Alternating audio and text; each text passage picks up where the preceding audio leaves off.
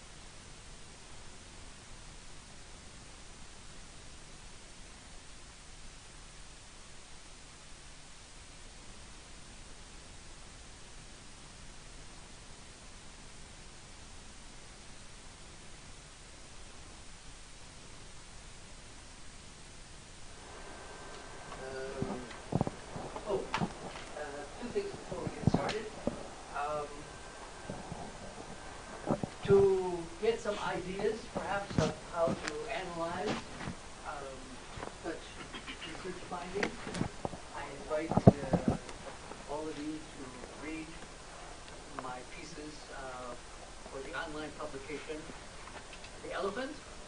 The fourth piece was published the day before yesterday, uploaded. So I invite you to read that. Also, I should say we're very happy today to have with us one of our former colleagues, Ruto, who used to work with Michael, Maggie, and me for many years. He then disappeared, went overseas where he's working on his doctorate, but he just happened to have come home, and he's with us today. I wanted him to do the presentation to remind him of the good old days, but he decided he's still on holiday, so we'll let him relax. So let me page down, nothing's happening. Arrow, maybe? Enter, how do I, oh, I have to go here. Put the arrow on here. There we go. I think that's it. No, still not good. Enter, where's that? Let's try this. Here we are. Whoops, that goes to the end. Can somebody help me move this? You can see I'm not very high tech. Page down.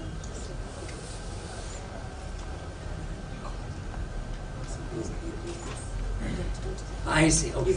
Okay. So as Maggie said, this is what we're going to cover today. And since you all already gave you the headline, I think we can just move.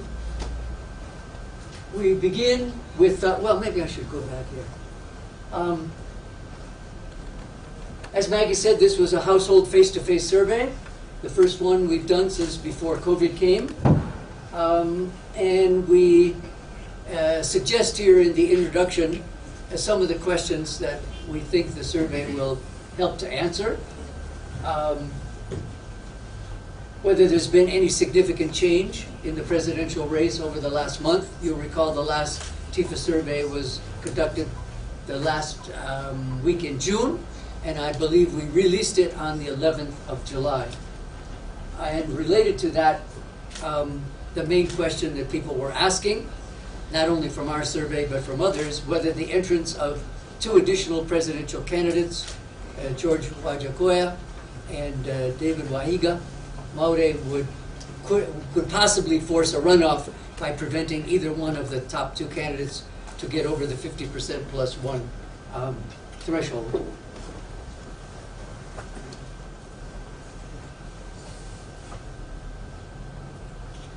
And we also raised some other questions. What do Kenyans think elections actually mean in terms of possibly changing their lives? And then, as Maggie said, how do they evaluate the performance of President Uhuru Kenyatta as he prepares to leave office? So we start with a couple of findings from about the political sort of context, Kenya's political culture. And I should also say before we get started, we have additional information from this survey, which we'll release probably via video or maybe email next week. More details on certain issues that I'll mention at the end. And the three issues about political culture that we included in this survey and this release. What do people think motivates people to run for office? What do they think about corruption as a potential impediment to good leadership? And then what do they think about how assured are they of election integrity? That people who get the most votes counted fairly will actually be declared the winners. So we asked this question, and you can see the verbatim question is at the bottom. And these two options were read out. What do you think is the main reason why people enter politics? Either for benefit of their community in the country, which is in green, or for their own personal or family interests. And you can see there's a slight majority that believe, I guess more positively, that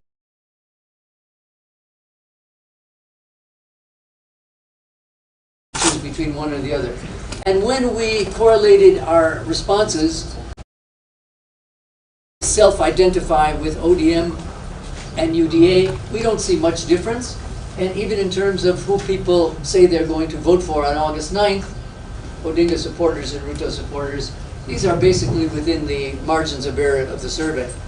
So we can say that Kenyans are pretty much agreed as to how much they disagree as to what's the main motivation of people who go into politics.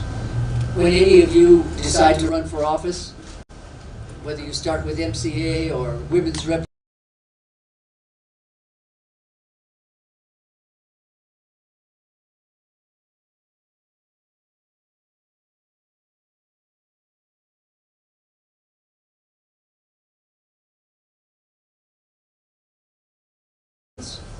maybe more on the Azimio side, but we asked this question.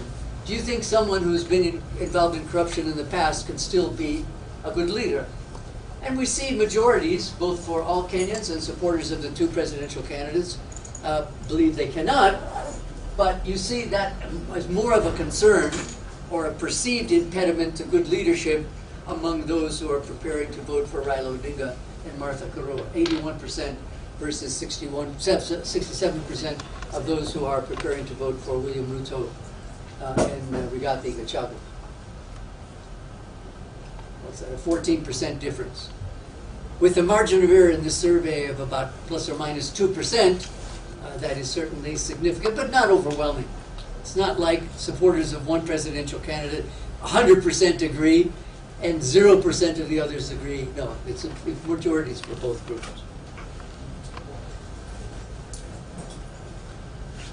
And then we also asked this general question, not how much confidence do you have in IEBC, which is also important, but the question, do you think someone, sorry, I've got the wrong question there at the bottom, Maggie, we have to put that in, and that is, the question was, do you think in this election some people who get the most votes will not be declared as the winners?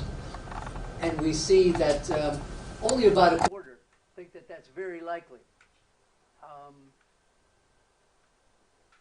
But only 40%, fewer than half, think that it's not likely.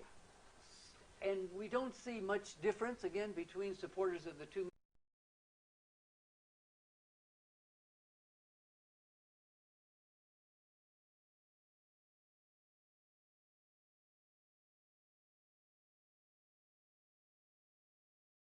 more confident that somebody who gets the most votes will not be declared the winner. A little more doubt among supporters of Raila Odinga and Martha Karua that this could happen. But still, 27%, 26%, that proportion that thinks it's very likely is identical. Still, we would like to be in a situation where that percentage was zero, where nobody had any doubt whatsoever that somebody who got the most votes is not declared the winner, or to put it the other way, that somebody who didn't get the most votes is declared the winner. So we can still see a certain amount of doubt about the integrity of Kenyan elections. When the election's over and we do our first survey after the election,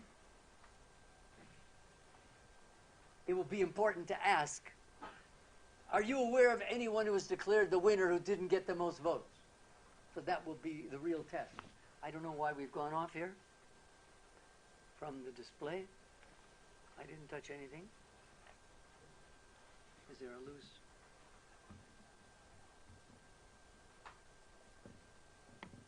It's a nice flower. Here we are. Okay. Then, as Maggie said, we next turn to voter participation, voter registration, and reasons for those who are not registered. And then, though everyone who said they were registered, we asked them if they could name their polling station. And then, again, those are registered as of the time of the survey, which was just last week. How certain are they that they will vote? We found that 93% of our respondents said, indeed, yes, they are registered voters. No real difference between men and women. And even in age groups, not much difference, except for the youngest age cohort of just 18 to 24, where not even 3/4 said they were registered. The next cohort, 94, but for older people like me, nearly 100% said they were registered. Again, across the 9 zones that we use in the country, not much of a variation. Really only South Rift drops below 80%. And as you'll see in the demographic slide, that South Rift zone includes just 2 counties, Kajiado and Narok. Why there should be fewer people in those 2 counties that are registered on average than the other 8 in the other 8 zones, I cannot tell you. Maybe we could go back to the IEBC registration figures and look at the last census and see if these figures actually match. Of all those who claimed to be registered, we asked them if they could name their polling station. Almost everybody could, and really no difference in that ability to name the polling station either by gender or age. And we might say that the fact that some of these people, a few, could not name their polling station does not necessarily mean that they were lying to us when they said they were registered. Maybe they forgot. Maybe they moved their place of registration to a new polling center and they couldn't remember it. Maybe even some sought to change to a new polling station, but they haven't had time to actually go and verify that their name will appear at that polling station in the registry when it's time to vote. So for people who couldn't name their polling station, we didn't ask, why can't you name your polling station? We didn't want to be that aggressive in our questioning. For that 7%, you saw that overall 93% say they were registered, but we did ask those 7% who said they were not, why not? And you can see overall the 2 most common responses, frequent responses, either they were too busy doing other things during the voter registration period, and that would apply mainly to young people, because older people have had years to get registered, or that they never had an ID or a passport. So those 28 and 26%. Another 1/5, 21% said they had a passport or an ID and it got lost. There's another 14% who say they don't think elections will, whoever wins will improve their lives. And then 8% who don't trust the results. Very, very few, only 1% said they didn't register because they associate elections with violence and they don't want to subject themselves to that risk.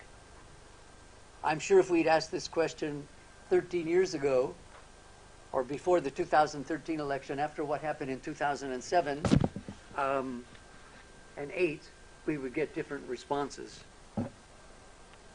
Fortunately, that fear of violence has just about disappeared.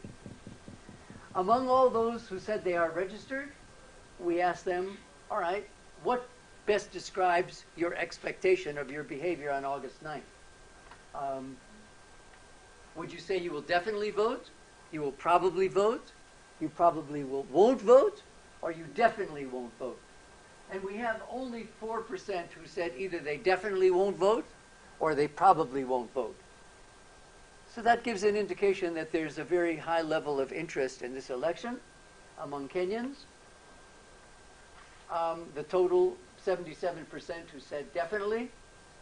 When we correlated that response with those who say they intend to vote for either Odinga and Karua or Ruto and Gachagua, we see a slight difference of 7% more of the Odinga-Karua supporters who are saying they will definitely vote, as opposed to just 77% of those who said they're going to vote for Ruto and Gachagua. So that, in terms of voter turnout, you would think might give the Raila Odinga ticket a little bit of an advantage.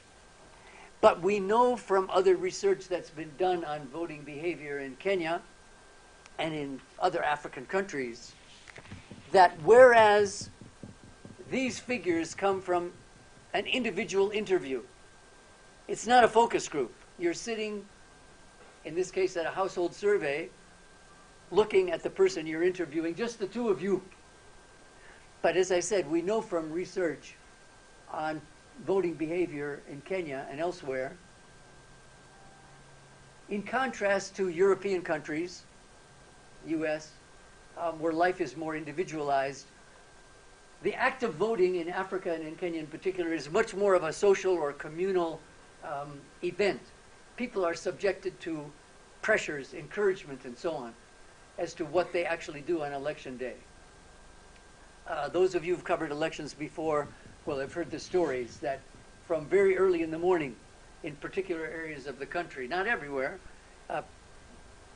party agents, candidates agents, and not just for president, but even down to MCAs, are going house by house to make sure that people are going out to vote. And there can be pressure from community leaders, people within the family, the clan, and so on. I remember on election day in 2013, I was driving around Limuru. And by midday, when I met a group of people on the side of the road, I asked them, have you people voted? And they were all happy to show me the ink on their thumb. And I said, is there anybody who hasn't voted around here? This was only 1 o'clock in the afternoon. And they pointed at a row of shops and kiosks further up the road. And they said, huwezi kununua mkate, majani, hata maziwa, kama huna wino kwa kidole. So the shopkeepers had imposed a boycott or an embargo, refusing to sell anything in their shops to people who hadn't voted. So determined were they in Limuru to elect Uhuru Kenyatta and William Ruto. I didn't ask whether these people had gone out to vote in the morning on their own or whether they had been encouraged to do so by people coming to the house. The point is just that these kinds of figures that you get when you interview people individually may not tell the whole story about voter turnout. So simply because in our research we see more of our respondents who say they're going to vote for Odinga and Karua say they will definitely vote, that doesn't mean that when we get the turnout figures after election day that those will necessarily be reflected. Mobilizing voters in your strongholds in the remaining days of the campaign and on August 9th, I would say personally, that will determine who the winner is. There were only 4%, as I said, who said either they definitely won't vote, 2%, or probably wouldn't vote. And although very few, in our base, as you can see, just 60. We thought, let's ask the reasons why. And you can see that overall the main reason is they would be far away from their polling station. And remember, some people, especially who live in big cities and towns, like voting at home in their rural area because they know when they finish their work in town, they'll go and retire at home. But with the cost of living having increased month by month, I'm sure the issue of transport is not easy. Those people who said they're going to be far from their polling station, we didn't ask them, does that mean now you're near your polling station and you're going to be away then? Or you're living far away from where you're registered and you won't be able to get there? And you can see that's a much bigger issue for women than men, more than double. 39% of women gave that as their reason, only 16% of men.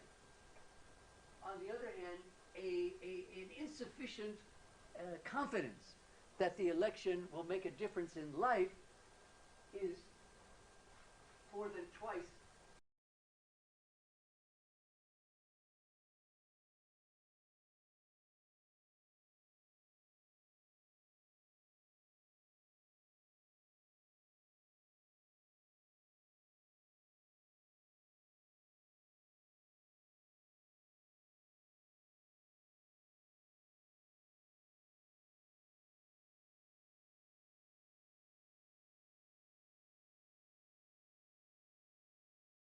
Voting, they might change their mind.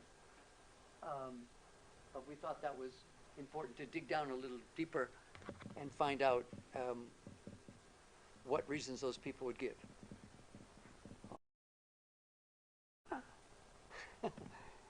Whoops. I don't know what's the problem here. Okay.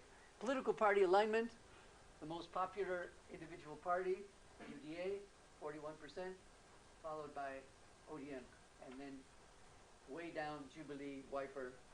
Roots Party for the first time, we're registering it. And then all the other little ones, 6%. 5% said they wouldn't identify with any party. Another 3% said they might identify, but as for now, hawajaamua.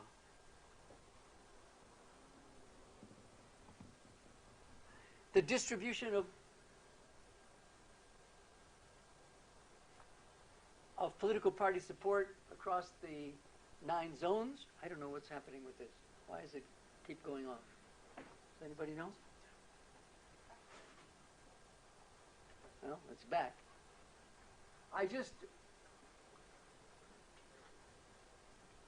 Sorry about that. Highlighted in blue where each party is the strongest. And you can see, why is it doing that?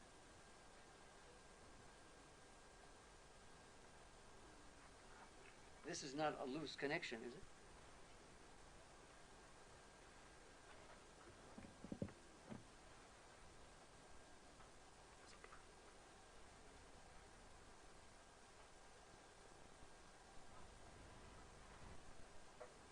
Sorry for that little hitilafu. We hope that's okay. So you can see that UDA is most popular in Central Rift, where the DP comes from, and on the mountain, but has substantial support in most of the other, all the other regions really, except Nyanza. But even in Nyanza, 12% of our respondents say that that's the party they most closely identify with. ODM's support is more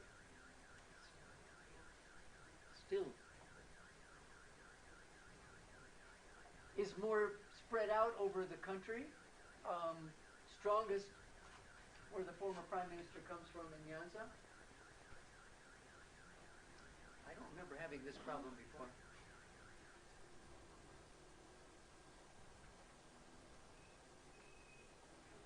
Jubilee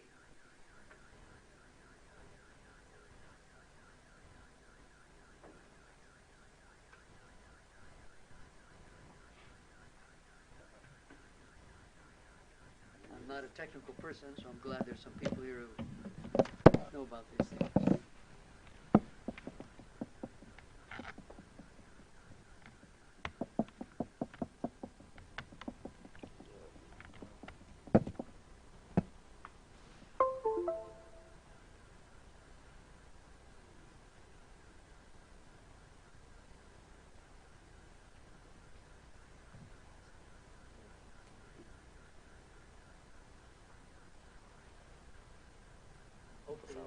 more stable. We can make this full screen. Okay.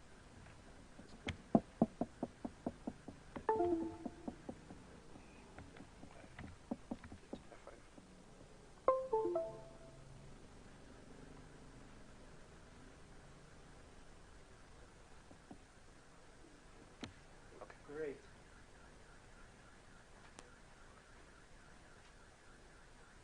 As I was saying, Jubilee most popular on the mountain, but even there, only 15% of mountain residents pick Jubilee as the party they identify with most, and Wiper most popular in Lower Eastern.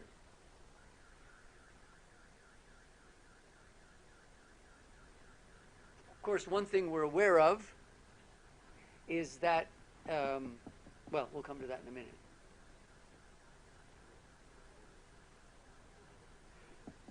I would just remind you that you don't need to look at the distribution of registered voters from IBC to know that these different zones vary quite significantly in terms of how many registered voters there are, with the Mount Kenyan zone being the largest in terms of registered voters.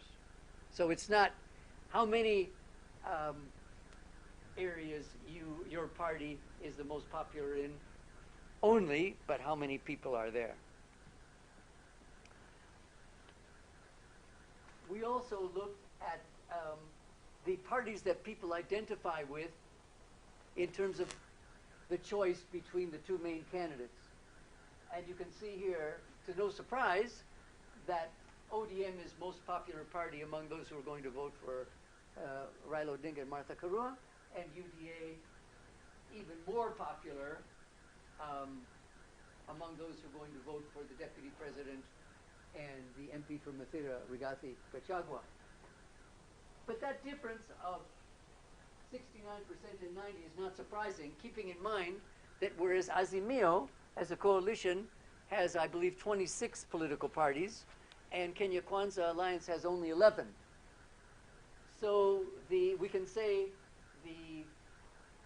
the family of those who are intending to vote for Raila it's a larger family. It's got more members. Until a later stage in the campaign, the deputy president was saying, if you're going to support me, you have to be in UDA. It was only when he was able to successfully invite former Vice President, Deputy Prime Minister Musalia Mudavadi, and Senator Moses Wetangula that he accepted ANC and Ford Kenya to keep their political party identities as they came into the Kenya Kwanza Alliance. But as we can see, far more of his potential voters also identify with his political party. Quickly looking at the trend of political party support over the last 2 years, just over 2 years now. UDA, ever since it emerged at the end of 2020, by early 2022, earlier this year, became the most popular party. Only in April, where those who were undecided or didn't identify with any had a higher figure. But as we approach the election, you can see those who are undecided or identify with none dropping significantly from 26 to just 9%. And as these people decide, they are basically choosing either one or other of the main political parties, which is why both their numbers are going up. You're much more likely to decide what to eat in a restaurant once you're given the menu. Kabla hujapewa orodha ya vyakula, si rahisi kuamua utakula nini. But when the waiter gives you that menu, then you start to finalize your choice. Again, to summarize, within the Azimio La Umoja coalition, which is 47% of Kenyans identify with that, slightly fewer identify with Kenya Kwanza, 42%, and we see almost equal numbers of ODM supporters and UDA supporters who identify with their coalition.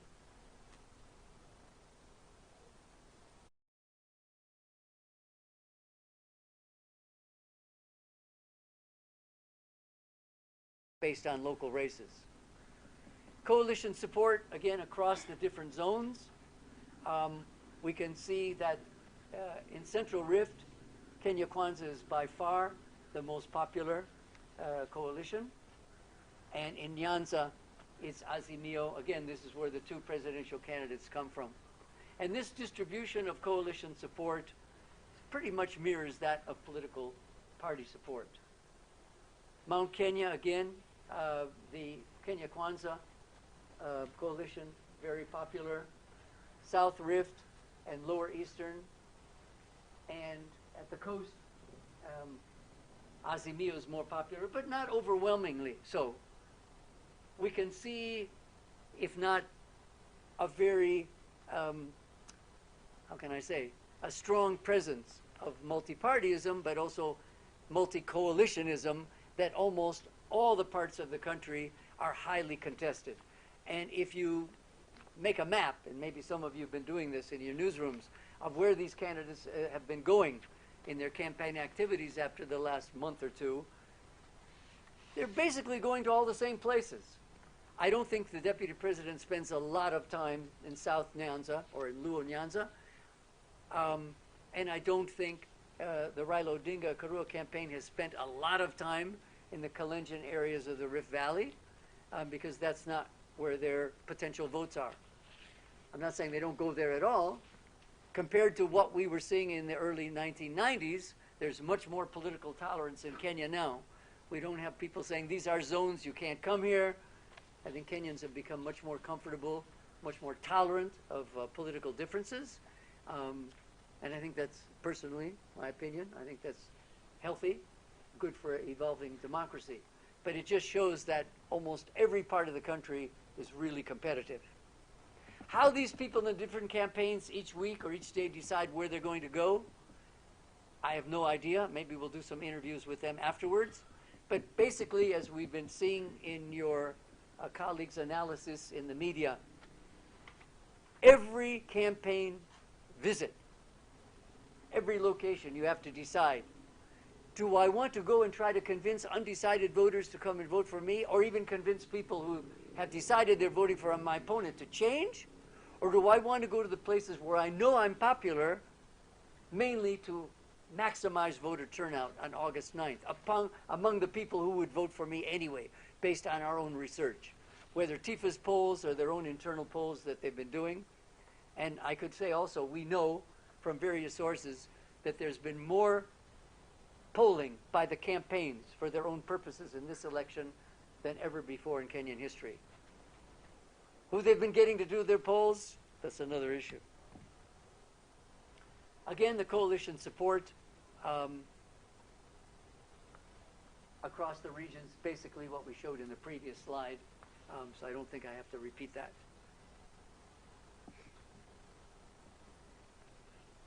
We also asked this question, whether people think that there's any political party in the country that exists and works for the interests of people like them.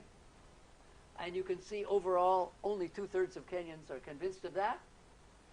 Slightly higher among those who identify with either of the main political parties and the main coalitions. The main political parties, including others. Not surprising, only 1/3 of people who don't identify with any party think that there is a party that works for the interests of people like them. If they did, they probably would identify with one. So that's a little bit worrying, given the fact that there are, I think, 85 parties registered at the office of the Registrar of Political Parties. And I might say happily, I'm proud to say that it's run by one of my former students at the University of Nairobi, Ann Nderitu, who studied comparative politics when I was teaching there. We would like to see that number higher. Why is it that more Kenyans don't think that there's any party that works for the interests or exists for the interests of people like them? That's a qualitative question. You people can investigate it. Okay, now let's come to the presidential contest. We are now, what, 17 days away? 16? How many days? 10, sure, it's only 10. Because we're almost, July is only 1 day, 2 days left. and then only 8 days until the day, Judgment Day in August.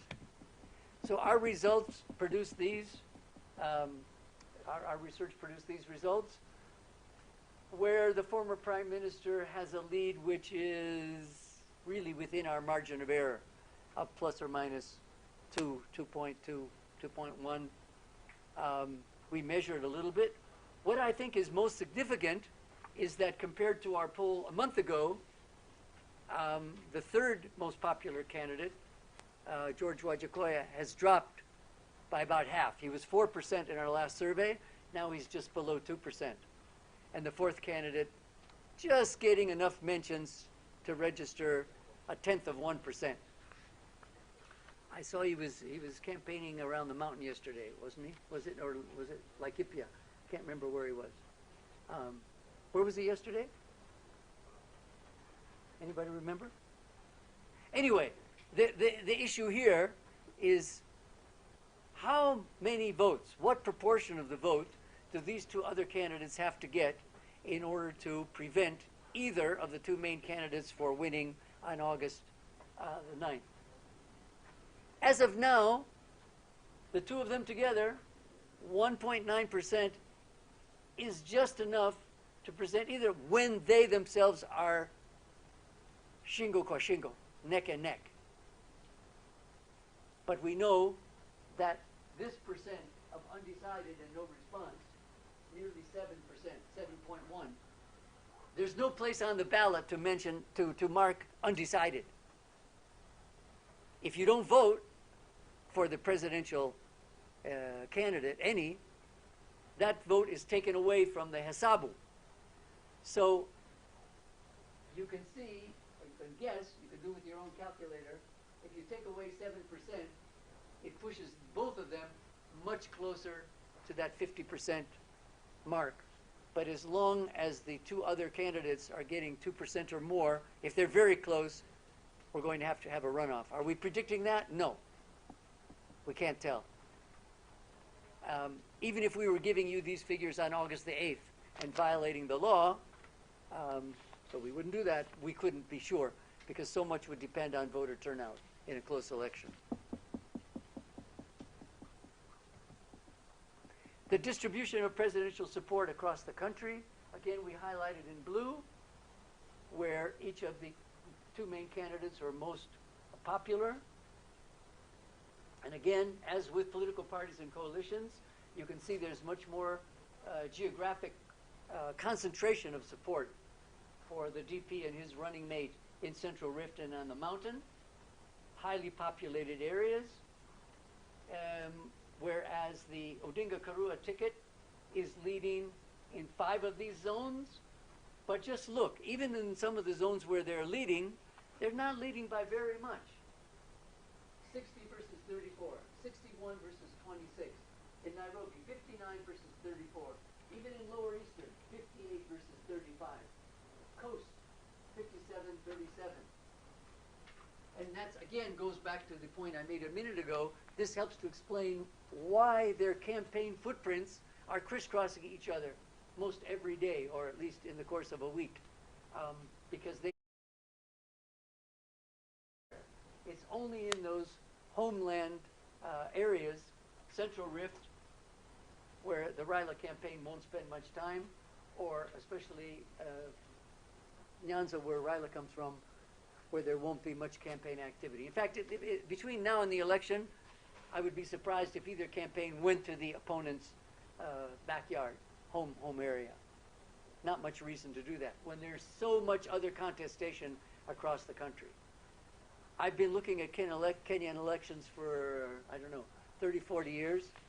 I've never seen such a hotly contested distribution between the main contenders as in this one, which I think puts more pressure on IBC to produce a result that people have confidence in. KTN, umechelewa bwana. Umekosa utamu lakini. Better late than never. Now we wanted to get inside the numbers a little bit in terms of some key demographics. And what do we see? We see that surprisingly perhaps, the Odinga-Karua ticket suffers from more of a gender gap than does the all-male ticket of Ruto and Gachagua, where 9% more men say they're going to vote for Raila, whereas 3% more women than men say they're going to vote for Ruto. When Martha Karua was originally, the day when she was announced, was it 16th of May or 17th? As the running mate, we saw a lot of celebration by women's groups and so on and so forth, saying this will encourage women both to vote and to vote for a ticket that has a deputy president. We're not seeing that in the data. In age, we don't see much of a difference. Slightly more support among the younger people for the Ruto-Gachagua ticket, 46 versus 43, barely outside the margin of error. Where we do see a big difference, although the number is very small, is 3 times as more young people saying they're going to vote for Wajakoya and his running mate Jacinto Amai, but with his 1.8%, that's not many votes. It can be enough to, as I say, force a runoff, but it seems that if Wajakoya was not in the race, more of those of his 3% of the younger people would probably go to the deputy president, since he is somewhat more popular, a little more popular among younger voters.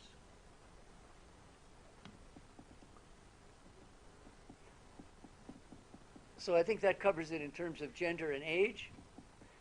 We also just looked at the gender trend over the last 2 years, and we can see that for the deputy president, and now with his running mate,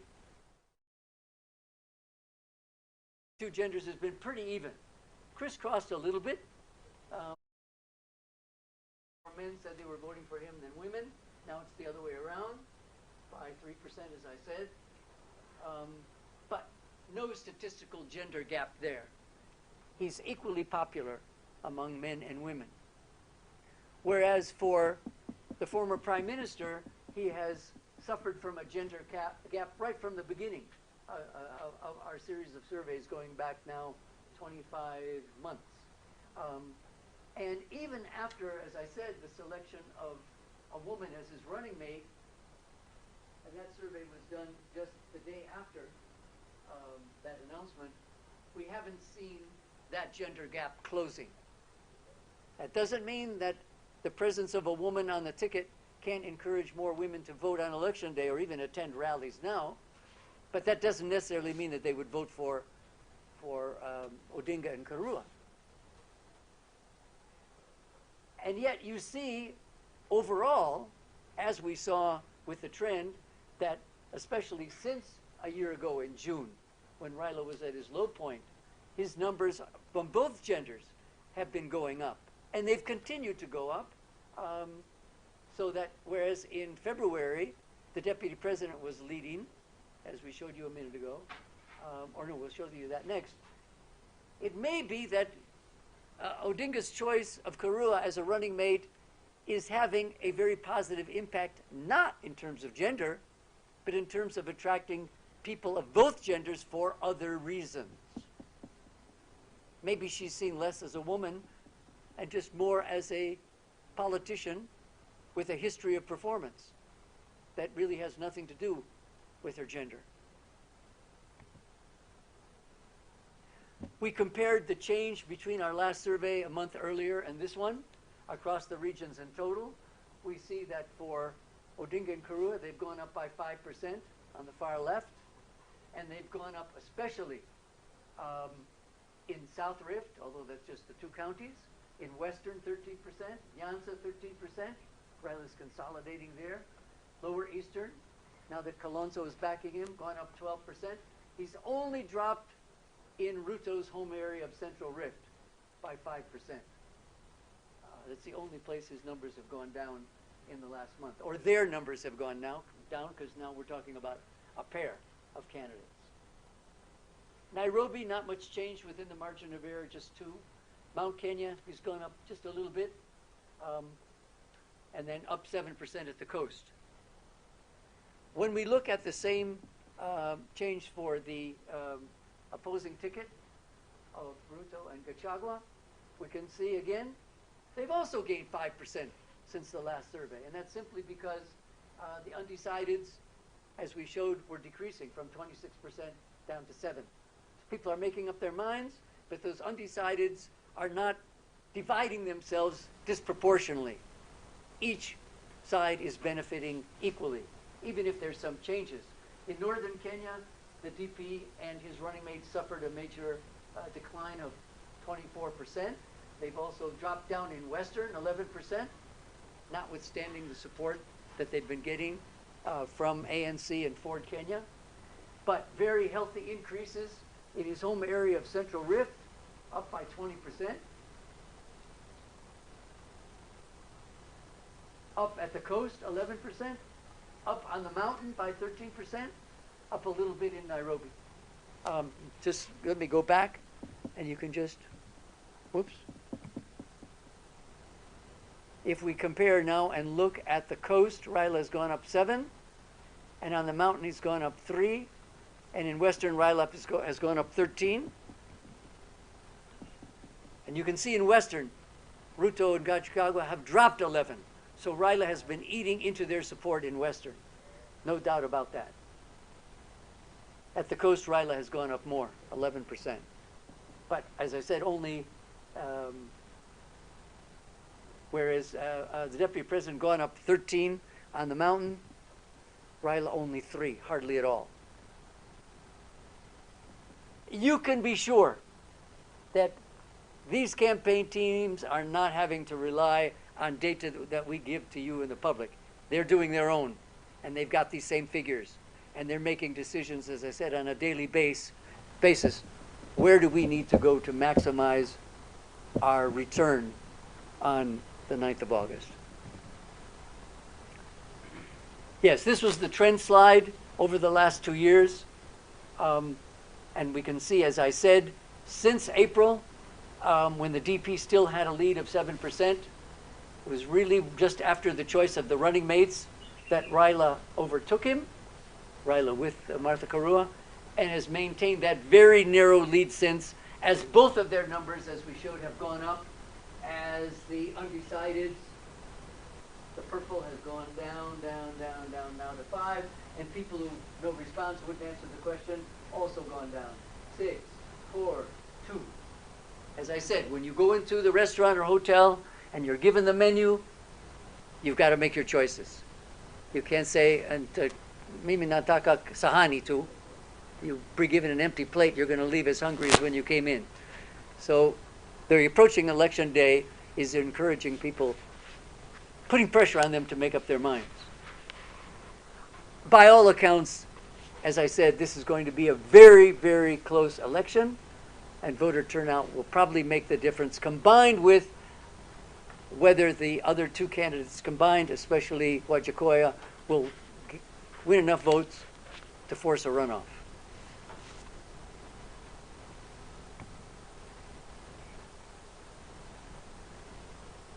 We then ask people, what's the main reason that you are voting for either Raila or Ruto? We left the other candidates off because their numbers are too small. And you can see, starting with the green for the deputy president, overwhelmingly, his supporters mentioned something about the economic promises of his manifesto.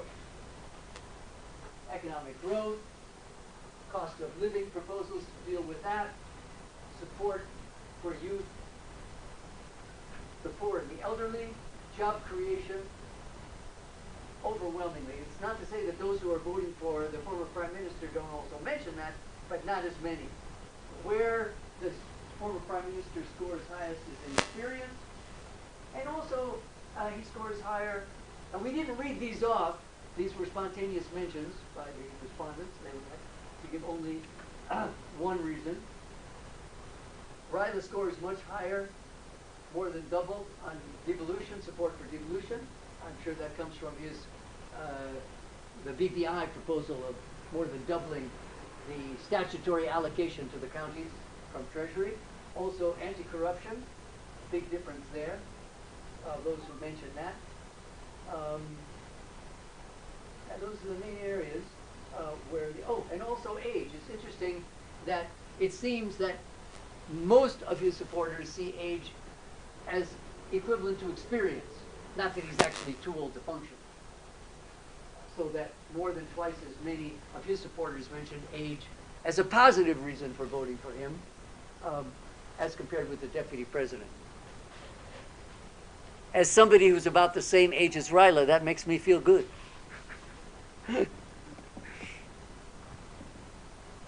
And then finally, the last section, people were asked to identify what they think are the most positive and negative things about the president's legacy.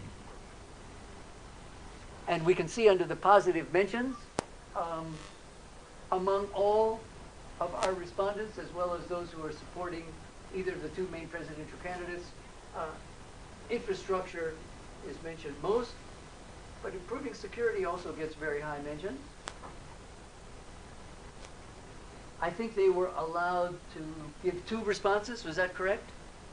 That's why these are totaling more than 100? Pardon? I see. The lists were read out. Okay. And asked if they scored them positively or directly affected. Right at the top. And not much difference between supporters of Raila Odinga and William Ruto, for that matter. 40 versus 47%. Public debt, second most frequent. Again, it's not something that Kenyans are aware of day to day. I guess you have to be an economist or a business person or a banker to realize how serious debt is. 12% of Kenyans couldn't think of anything negative about him. Interestingly, 3 times as many of the deputy president's supporters than the former prime minister identified the betrayal of the DP as a negative aspect of his legacy, even if the numbers are not very high, only 8% overall. And a few other mentions, negative at the bottom, destruction of Jubilee, extrajudicial killings, and so on. Of course, historians will have their own analysis, interpretations of what his legacy is. But for any leader who has made a mark in history, there are going to be positives and negatives. And I believe that takes us to the end of the presentation. I'd be very happy to try to answer any questions you might have.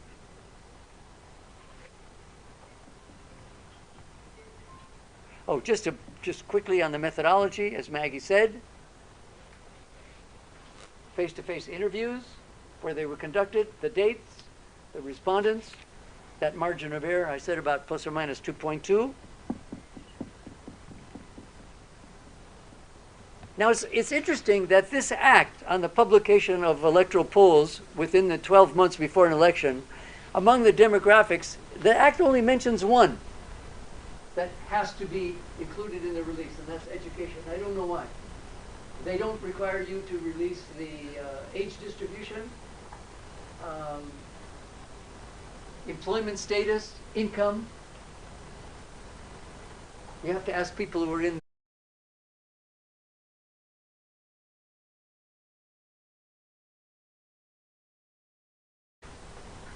So we produce more than that. And then to know which county is in which of our zones, I was interested to see that both of the other main pollsters or survey companies, that's Radio Africa for the Star and InfoTrack, we were the first ones to move away from the old 8 provinces over a year ago to use these, which we thought were more reflective of political concentration, political identity, and alignment in the country. But I noticed that InfoTrack, for their South Rift region, they also include Bomet and Kericho. And I discuss this in my elephant article, all about zones and to what extent zones reveal the concentrations of particular ethnic groups. So read my elephant article, download it for free on the internet. And now questions. Just if you have one, please say your name and what media house you represent. Or if you're a spy, you can say who sent you to spy. Yes, please. Name and where you come from. Professor Oli from Yuko. I represent the Western Africa, which is an online news publication. I see. I'm not familiar with it, but I'm not very good at online. What's your question? You will at some point. Thank you. Yeah, so Nice and loud so everybody can hear. in your presentation, you spoke about so many opinion polls in this particular campaign than in any other previous campaign. Is it a case of he who pays the piper plays the tune? I wish it were. I wish we would get more people paying us to do more polls. We'd be releasing more than just once a month. But calling the tune, I don't know what you mean by that. I don't think any serious company would produce fake results just because of who is paying them. They would kill the company. I mean, elections are only once in 5 years. Ask Maggie Herrera's accountant. 90% of the income since she started her company has not come from political polls. No company that is not drinking chang'an is going to play around with figures for a few surveys to get a bit of money, and then you're not going to get any other work, so nobody would do that. Also, how many people would have to be paid in a company to rig before all of them would keep quiet? In any company, there are at least 3 or 4 people who are going to know what the real results are from the field. So all of us are going to be bribed. If one person refuses, he reveals on the others, and the company is dead. I mean, come on. No, I don't think anybody does that. Now, I'm not saying that there aren't some polls that I've seen that I have a lot of suspicions about. There are a couple of polls that have been released that have not conformed with the act. Also, I was talking to a fellow, Peter Kimani, who works for an organization called Code for Africa, which is a nonprofit company which is looking at all forms of misinformation, disinformation on internet platforms. And he gave a presentation last week, and he said every week they are finding about 6 fake surveys that have been posted online. Now, their definition of fake is not rigging the numbers. It's taking some funny numbers, halafu kubandika on a Tifa or other reputable company logo. And I think just the other day, Maggie had to put out a statement when she saw somebody sent her, or maybe she found it herself, that somebody had used these Tifa slides and put some figures that had nothing to do with us. Was that last week, Maggie? Every week. Every week, yeah. As I say, Bwana Kimani, he said they're finding 6 or 7. And what they do is when they see a poll, supposedly from a company online, they call the company and ask, is this really your data? They found 6 or 7 per week over the last month or 2, which are fake. But that's different from what you're saying, where you get a legitimate company like us that says, oh, our survey says so-and-so has 30%, let's make it 60%. Doesn't happen. Does that mean that every company is as careful in their methodology as the others? That I can't comment. All I know is that for the companies that I've worked for, I've not been aware of any so-called rigging, or I wouldn't be working for those companies. My professional academic reputation is more important. But you have to ask that question to others. I will ask you this question. How can you find out if the results that you're being given are correct? Read my 4 articles in The Elephant. Then we talk. My name is Colin from the Voice KD. From where? The Voice KD. Okay. So I was asking, we are talking about do this survey, do this here, isn't it? You have done so many surveys. Wait a minute. Let's stop right there. When you say every 5 years, now I've shown you results going back to the middle of 2020. So we do them much more often than just in an election year. Okay, but go on. Continue. Okay. Yeah. So do you ask the same people? Because I would like to know how many people here are whether it is a dead or have received maybe questions from people according to we ask about this survey. Because how many people? If you have ever been asked a question to answer to this survey. Because I would like to know if you don't teach the same people. Because we have never, for example, who has told you, you want to support Raila, You know, we had, you reminded me, we had, before the last election, we had a forum at KICC. And there were several people from survey companies there, people from media. And because we were all getting a free lunch, there were like 600 people in the hall. And I forget who was moderating. It was a woman from, I think, the ICT ministry. And somebody in there asked the same question. And so the lady, I'm sorry, I can't remember her name, she said, okay, we've got a big group here. Have any of you ever been interviewed? And about 7 hands went up and said yes. 7 out of 600. Now you ask the statistician. That's about the proportion of people in a random sample of 2,000 with an adult population of 30 million that you would get. Now, I can give you a little bit of a hint. I told you from this survey, we have quite a bit of material that we're not releasing today. We'll release some next week. You should be working for me.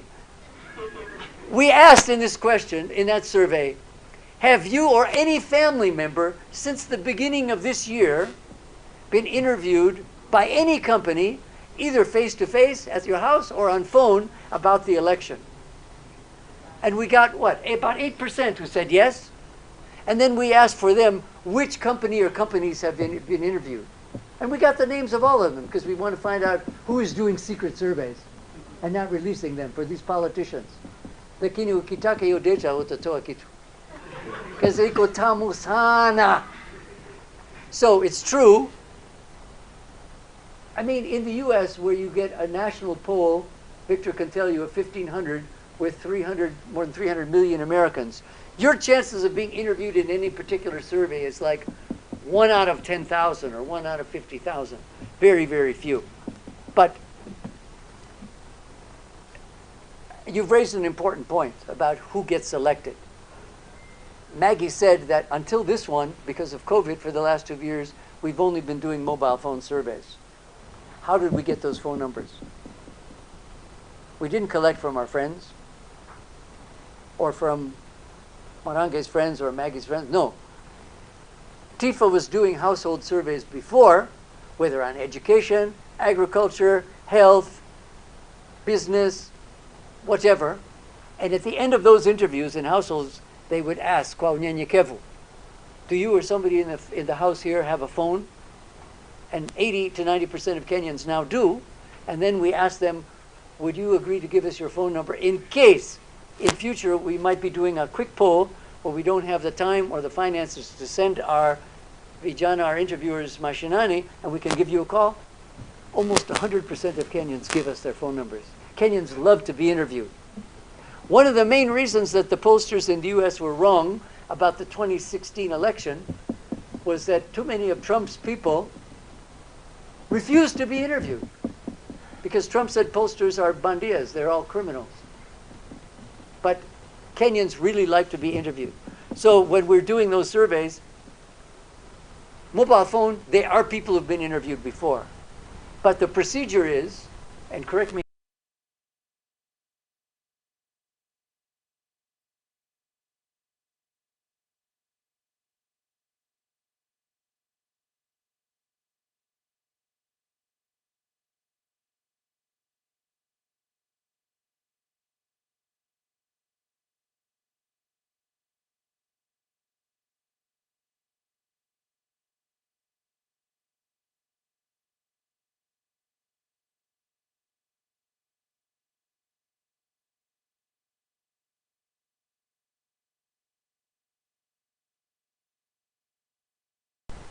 it is a very highly regarded methodology to do what are called panel polls, where you pick a sample of people, however you want them to be, and you interview the same people every now and then and see how their views are changing.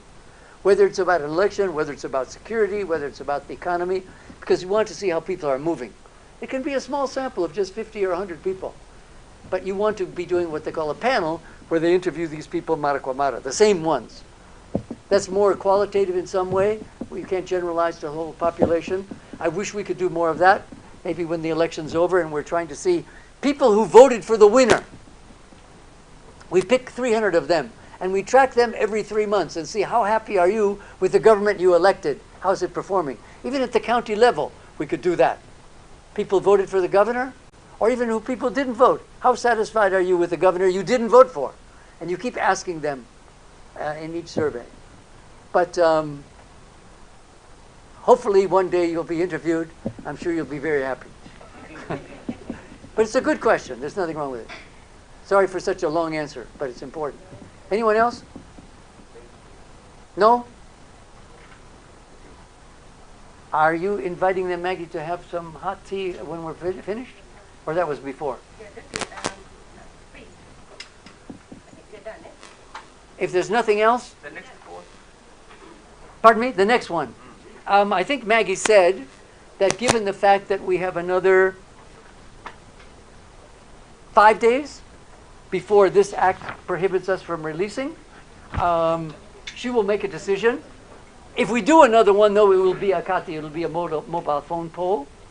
But in the meantime, as I said, some of the data from this survey that we didn't release today, so we didn't overload you, we'll be releasing early next week. I think it would be, pardon? I want to make a clarification. A clarification. Okay, so I don't know if she's made the, she said she had made the decision up until August the 4th, but she'll make that decision in the next couple of days. Yes, what's the yeah, clarification? I just saw somebody who tweeted, one of the journalists, I'm sure you saw the tweet, somebody questioned how Tifa is able to collect data in 1 day. Did you see one of those tweets? Somewhere on social media, let's not say who it was. So, Like you did for the running mate survey? yeah. So if you have a questionnaire that has 5 questions or less than 10, it means that an interview takes about 10 to 15 minutes maximum. If you have 100 callers making calls, it is very possible to do a sample size of 2,000 within a day. When the questionnaire is long, like you've seen today, Like this one. of course, the interview takes a longer time, and therefore we cannot move as fast. So if you're going to do one more poll, the questionnaire will be very short, and we'll see how we can do a turnaround that is very short. So if you're in doubt on how we turned it around, call us and ask. Don't post something on social media and ask questions. And one example of that, the survey that we did immediately after the announcement of both running mates, if I am correct, Maggie, there was 1,719 interviews completed in 1 day. But as Maggie said, the interviews took only 3 or 4 minutes. Are you aware of who the running mates are and who you're going to vote for? That was basically it. Okay, so we've come to the end, and if you go through that door and turn to your right, there's a cup of tea. You want to ask them something? Okay, sasa Kiswahili.